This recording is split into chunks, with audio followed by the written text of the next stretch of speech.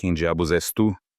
As palavras saíram calmas, controladas, como se eu estivesse a perguntar sobre o tempo. O rapaz que estava na minha cozinha não esperava este tom de um homem de 51 anos em calças de fato de treino. O meu nome é Miguel Alves, 20 anos nos comandos, reformado há 3. Tinha me levantado apenas para ir buscar um copo de água quando apanhei a remexer as minhas gavetas. A maioria dos homens da minha idade teria entrado em pânico, ligado para o 112 ou talvez procurado um pau de madeira. Eu não. 20 anos em missões de alto risco ensinaram-me algo valioso. Manter a calma, avaliar a situação, manter o controlo. O invasor virou-se com um pé de cabra na mão. Era magro, talvez com 25 anos, nervoso, cheio de inquietação. Os seus olhos saltavam entre mim e a porta das traseiras, como um animal encurralado. Cala a boca e dá-me o teu dinheiro, velho. Ele brandiu o pé de cabra. As suas mãos tremiam. Olhei para ele por um momento, claramente um toxicodependente, desesperado. A forma como ele segurava a ferramenta dizia-me tudo. Ele nunca tinha magoado ninguém com aquilo. Principiante, tens 2 opções, disse eu cruzando os braços. Primeiro, desapareces agora mesmo e eu finjo que nada aconteceu.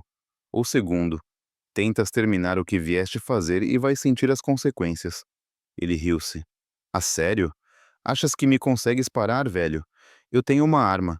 O que ele não sabia é que eu já tinha mentalmente repassado 3 maneiras de o desarmar, planeado 2 rotas de fuga e identificado todos os objetos que poderiam servir de ajuda na sala. O saleiro na bancada, a frigideira de ferro fundido na parede, as minhas próprias mãos. A decisão é tua, disse eu. Foi então que reparei na pequena luz vermelha a piscar no canto. A minha câmara de vigilância, o sistema que a minha filha, Silvia, me tinha instalado no Natal passado, aquele de que eu me tinha queixado. Totalmente desnecessário, tinha dito eu. Aquele que enviava todas as imagens para um qualquer armazenamento na nuvem que eu nunca compreendi muito bem. O rapaz fez a escolha errada. Há 3 anos, terminei o meu serviço com todas as honras. 2 décadas de missões em locais sobre os quais nunca pude falar.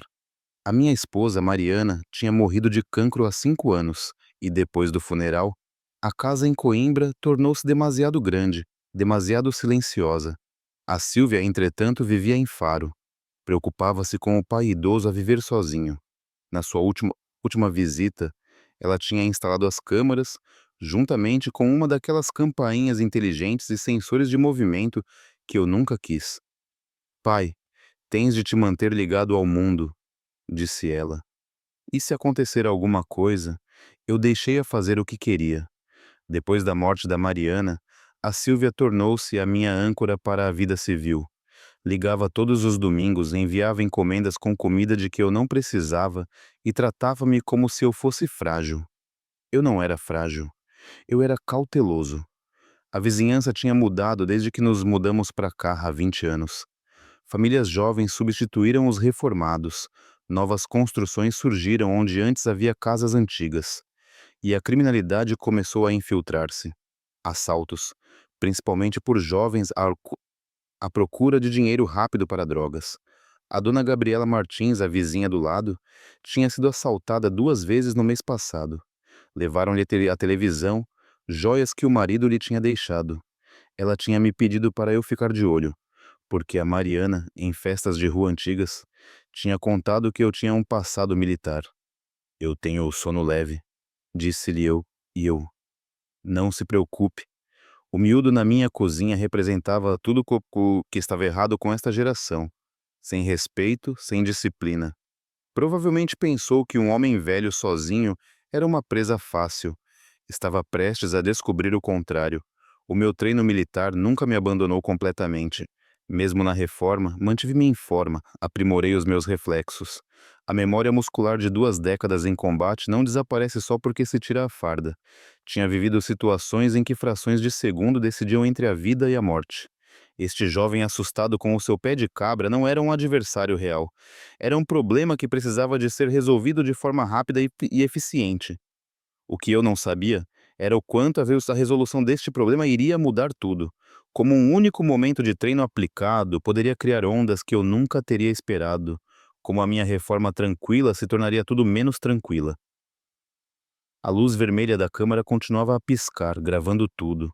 Mais tarde, eu iria perceber que aquele pequeno detalhe seria mais importante do que o pé de cabra, mais importante do que os erros do rapaz, mais importante do que qualquer outra coisa que aconteceu naquela noite na minha cozinha.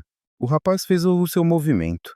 Ele balançou o pé de cabra, um golpe amplo, desajeitado, apontado à minha cabeça. Eu vi-o antes mesmo de ele transferir o seu peso. Avancei para dentro do seu movimento, agarrei-lhe o pulso e apliquei apenas a pressão suficiente para ele largar a arma.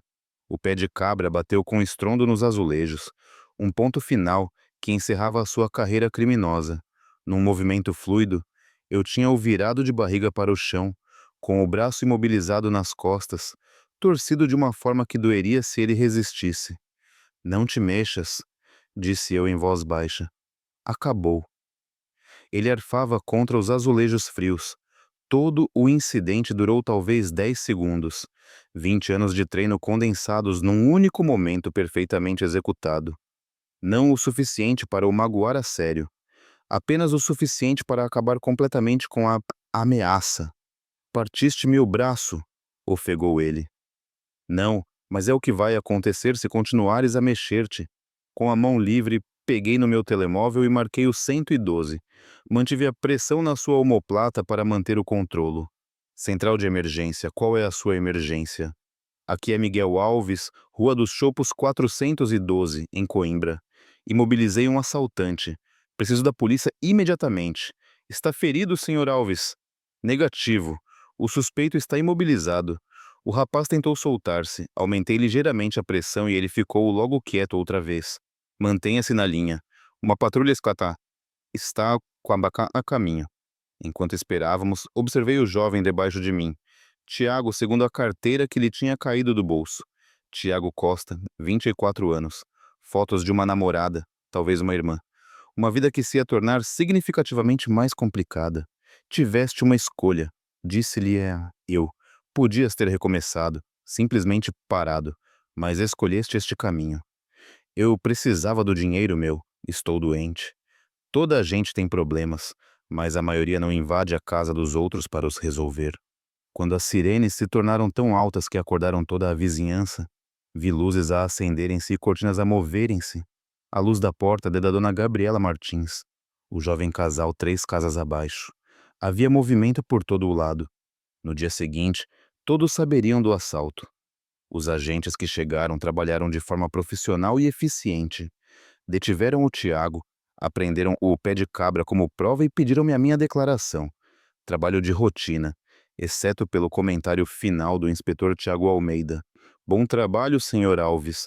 Uma imobilização perfeita. Ainda bem que ninguém se magoou. Vamos precisar das gravações da sua câmara de vigilância como prova. Pode enviar-nos o ficheiro por e-mail?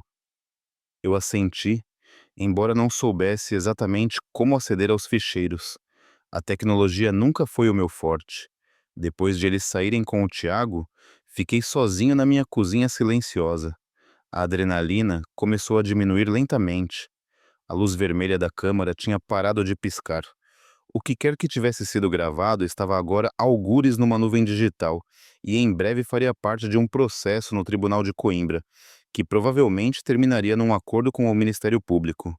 Eu não fazia ideia de que aquelas imagens em breve seriam vistas por milhões de pessoas em todo o mundo. Na manhã seguinte, a inspetora-chefe Raquel Valente estava à minha porta com um tablet e uma expressão séria. Senhor Alves, temos de rever o material de vídeo. Há um problema. Ela parecia desconfortável, desviando o meu olhar enquanto explicava. Aparentemente, o inspetor Almeida não carregou o ficheiro para a base de dados de provas, mas sim acidentalmente para a conta oficial das redes sociais da direção da PSP. Pasta errada. Um erro simples, mas o estrago estava feito. Quantas pessoas viram? Perguntei, a servir café. Cerca de 5.000 até agora, e está a espalhar-se rapidamente. No tablet dela, vi as filmagens. O ângulo da câmera tinha captado tudo perfeitamente. A entrada do Tiago pela porta das traseiras. A minha aparição calma na cozinha em fato de treino. A nossa breve conversa.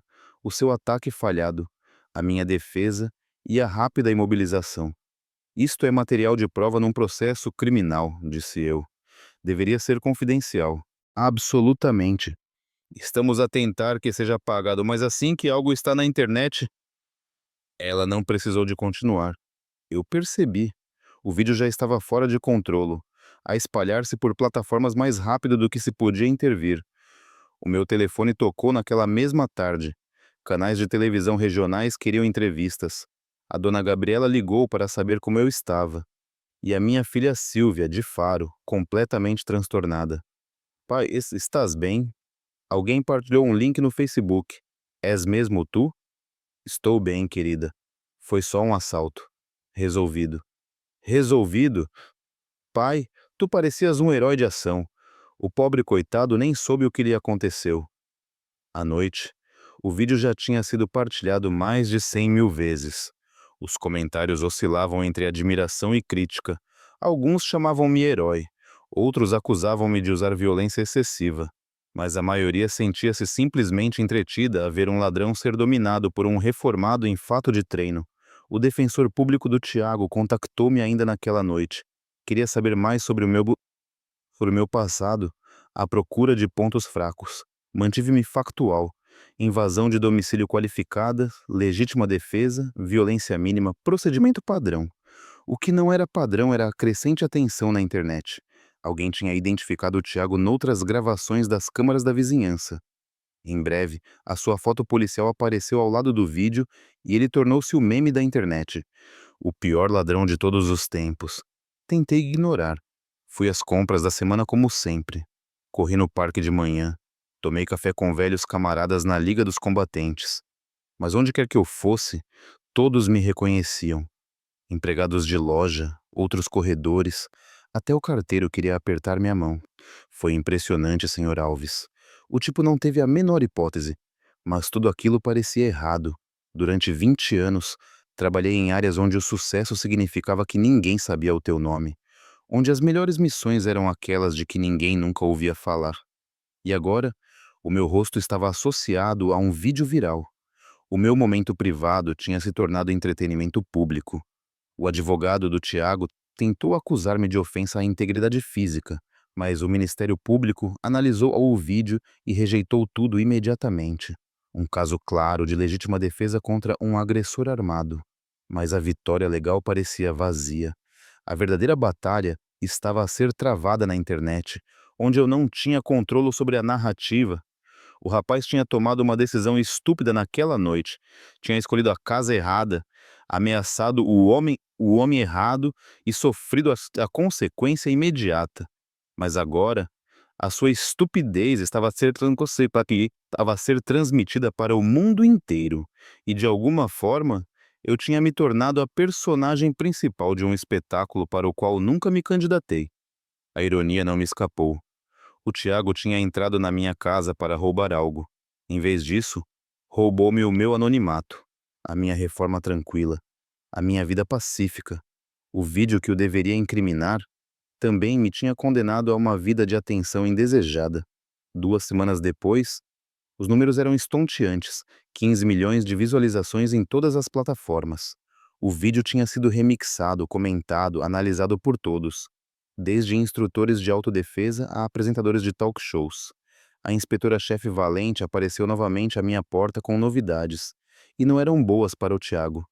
Conseguimos associá-lo a mais 3 assaltos na vizinhança, mesmo modus operandi, mesma hora. Ele anda a atuar aqui há meses. A dona Gabriela identificou-o como o homem que a tinha assaltado 2 vezes. O jovem casal da mesma rua também o reconheceu na sua campainha inteligente. O Tiago não tinha tomado apenas uma má decisão naquela noite. Ele tinha tomado más decisões durante meses, até que finalmente chegou a uma casa onde o proprietário estava preparado. Mas a verdade mais profunda veio à tona quando a Silvia veio de Faro visitar-me, com artigos impressos e publicações das redes sociais. "Ó pai, tens noção do que o que está a acontecer aqui? Tu não és apenas um homem que parou um ladrão. Tu és um símbolo." A Silvia espalhou recortes de jornal na minha mesa da cozinha. Veterano dos comandos avisa ladrão e depois mostra-lhe as consequências. Ex-militar demonstra legítima defesa perfeita. A detenção mais educada da história da internet. O vídeo tinha sido analisado imagem por imagem por veteranos, especialistas da polícia e bem instrutores de autodefesa.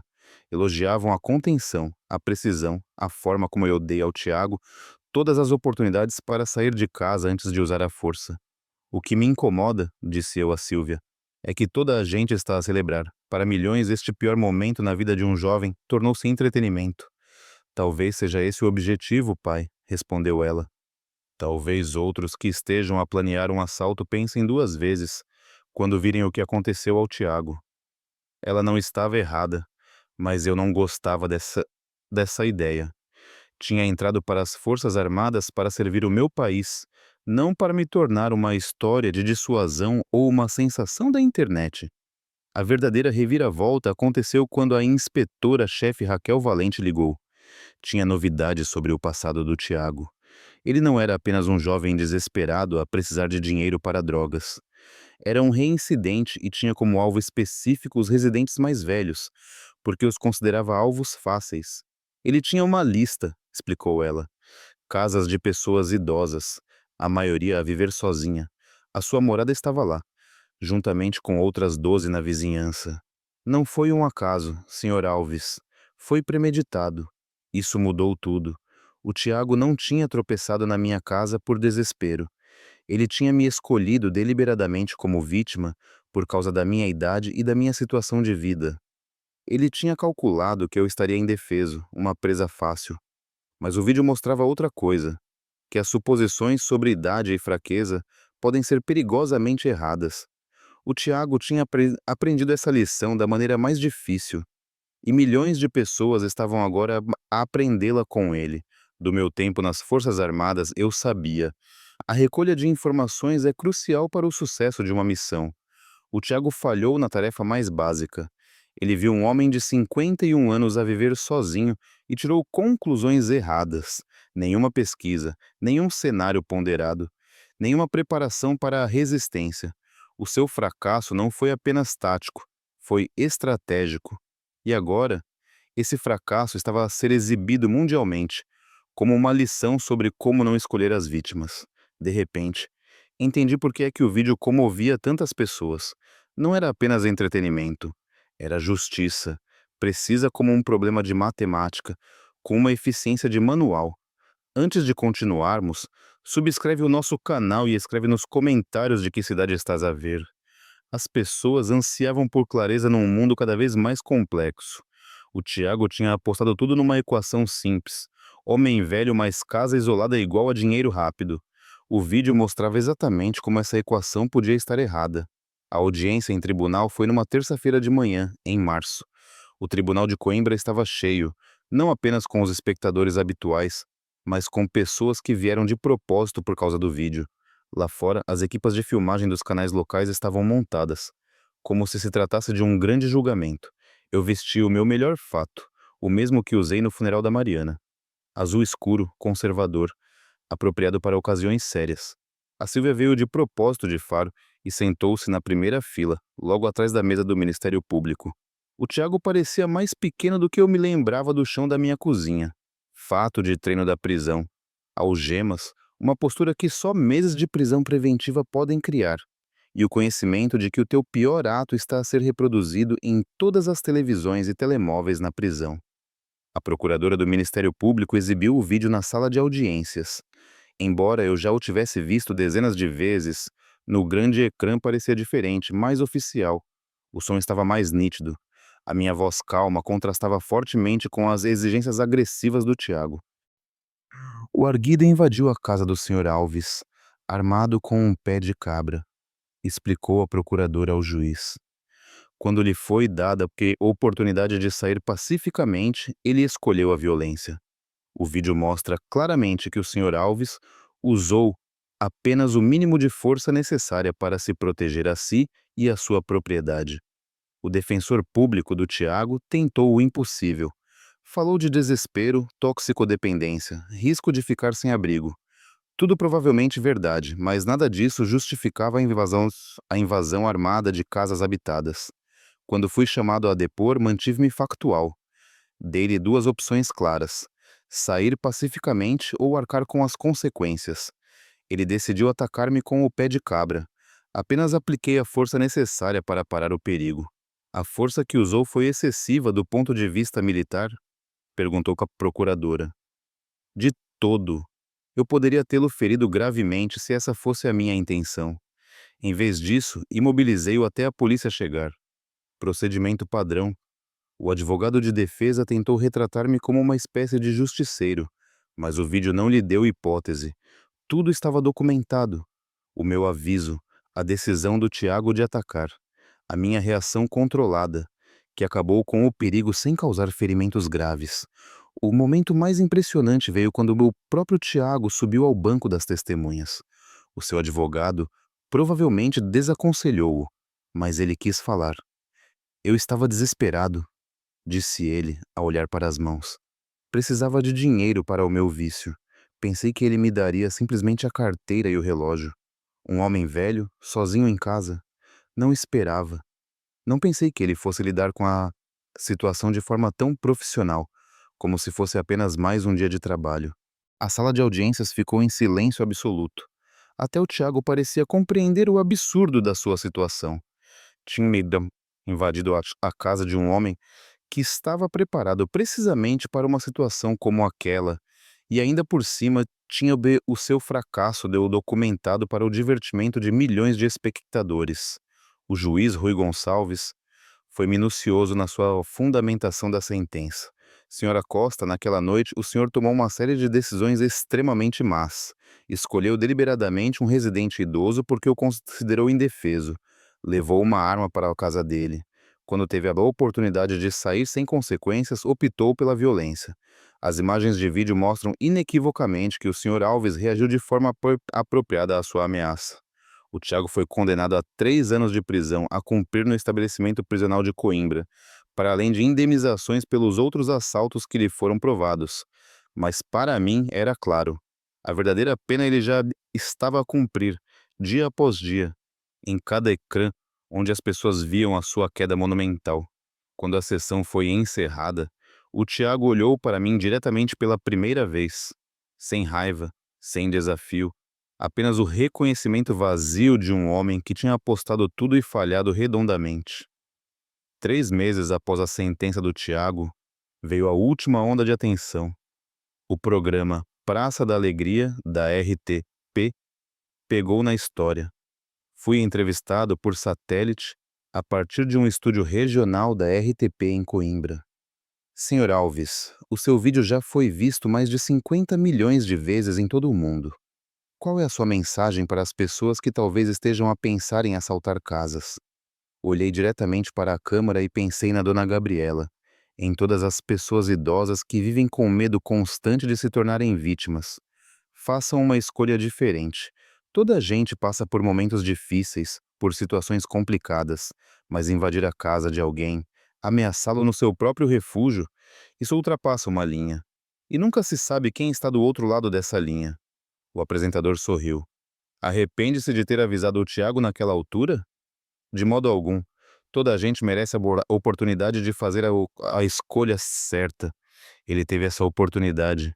Esta entrevista foi repetida inúmeras vezes, mas foram as filmagens do tribunal que selaram definitivamente o destino do Tiago na internet. Alguém tinha filmado enquanto ele, durante uma reunião com o seu advogado, via o vídeo num tablet. O seu rosto, ao ver-se a si mesmo a falhar de forma tão completa, tão pública, tornou-se um meme. Os comentários por baixo eram impiedosos. O momento em que percebes que escolheste a casa errada. Quando as decisões da tua vida te apanham. Imagina ser assim tão mal no crime. O nome do Tiago tornou-se sinônimo de fracasso espetacular. Perfis em sites de encontros incluíam a nota. Por favor, sem cenários a Tiago Costa. Os pais usavam a sua história como um exemplo de aviso. A empresa Prosegur Portugal usou cenas do meu vídeo na sua publicidade. A minha aparição no programa da manhã desencadeou uma nova onda de reportagens. Artigos na revista Visão sobre segurança doméstica, instrutores de autodefesa que usavam o vídeo nas suas aulas e convites da Liga dos Combatentes.